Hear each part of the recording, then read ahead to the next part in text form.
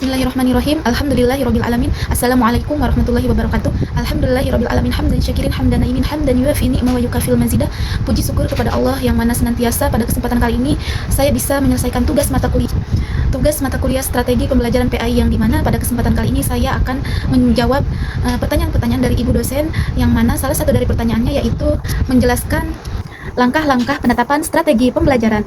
Poin pertama yaitu menganalisasi tujuan pembelajaran dan mencari apa kebutuhan siswa. Poin kedua yaitu memahami karakter peserta didik, apa kemampuan peserta didik, minat peserta didik, dan gaya belajar yang sesuai dengan peserta didik. Poin ketiga yaitu menentukan teknik pembelajaran, misalkan seperti ceramah atau diskusi atau eksperimen. Dan poin selanjutnya yaitu menetapkan media seperti video, buku, alat tulis, dan lain sebagainya yang bisa dimanfaatkan untuk menarik siswa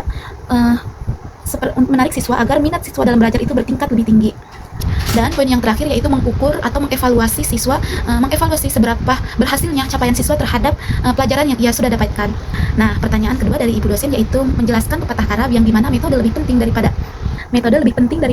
materi, sedangkan guru lebih penting daripada metodenya. Saya bantu jawab ya. Metode pembelajaran memang sangat penting agar materi pembelajaran bisa dipahami dengan tepat. Akan tetapi peran guru lebih penting, karena dengan adanya guru, metode, strategi, dan pembelajaran itu bisa maksimal. Jadi keberhasilan belajar bukan karena metode dan materinya saja, akan tetapi karena adanya peran guru yang mampu memberikan pemahaman terhadap siswa dan siswinya. Lalu pertanyaan selanjutnya yaitu apa saja faktor strategi pembelajaran.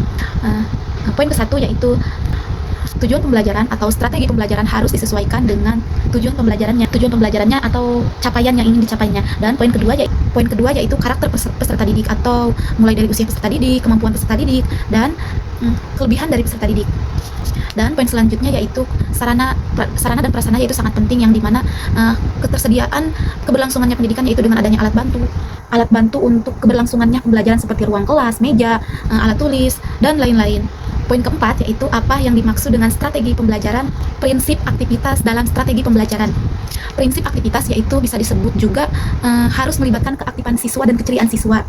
Di sini siswa bukan hanya mendengarkan, akan tetapi siswa juga menjelaskan, berdiskusi, dan menyimpulkan hasil dari pemahamannya sendiri.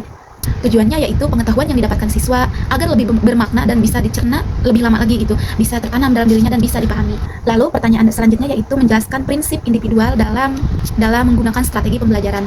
Prinsip individual yaitu berarti setiap siswa mempunyai kemampuan yang berbeda, mulai dari gaya belajar, kemampuan gaya mengingat, dan kecepatan memahami materi. Karena itu guru harus menggunakan strategi akomodasi untuk memahami dan menerapkan kepada setiap siswanya, agar setiap siswanya memahami setiap materi yang disampaikan oleh gurunya ke peserta didik. Misalkan memberikan tugas yang bervariasi dan membimbing secara khusus itu untuk menjaga dan meningkatkan minat siswa terhadap pembelajarannya tersebut. Pertanyaan selanjutnya yaitu apa yang dimaksud strategi pembelajaran yang available ya. Strategi yang dimaksud strategi available itu strategi yang bisa diterapkan di dalam kelas. Salah satunya yaitu sesuai dengan siswa atau sesuai dengan lingkungannya, dan bisa juga dapat dilaksanakan oleh guru dengan lingkungan dan suasana yang ada, dan juga efektif untuk membantu siswa untuk memenuhi pembelajarannya. Pertanyaan selanjutnya yaitu apa yang dimaksud dengan taksonomi kognitif nalar. Taksonomi kognitif nalar adalah tingkatan kemampuan siswa dalam berpikir ranah kognitif, tingkat berpikir atau sesuai dengan tingkat kerumitannya. Salah satunya yaitu mengingat, memahami, menerapkan, mengevaluasi, menganalisasi, dan menciptakan. Jadi taksonomi kognitif nalar yaitu cara berproses atau cara berpikir seorang manusia dari yang sederhana ke yang lebih rumitnya gitu. Pertanyaan selanjutnya yaitu apa yang dimaksud dengan fakta materi pembelajaran.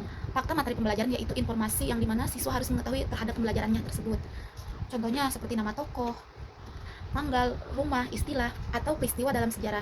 Fakta ini menjadikan dasar untuk memahami konsep dan prinsip yang lebih tinggi. Pertanyaan selanjutnya yaitu apa yang dimaksud dengan fasilitas pembelajaran. Fasilitas pembelajaran yaitu sarana prasarana yang dimana tempat pembelajaran atau kegunaan yang sering dipakai untuk belajar seperti ruangan, buku, alat tulis, kelas, dan proyektor, dan lain sebagainya, yang dimana sangat berpengaruh untuk berlangsungnya pembelajaran.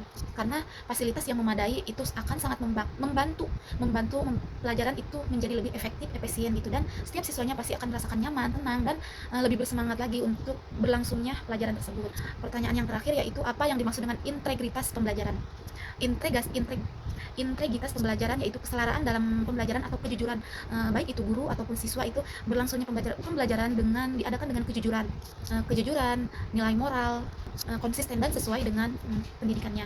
Contohnya guru belajar dengan sesuai dengan kurikulum, dan siswa belajar tidak mencontek, dan semua pihak menjunjung etika belajar.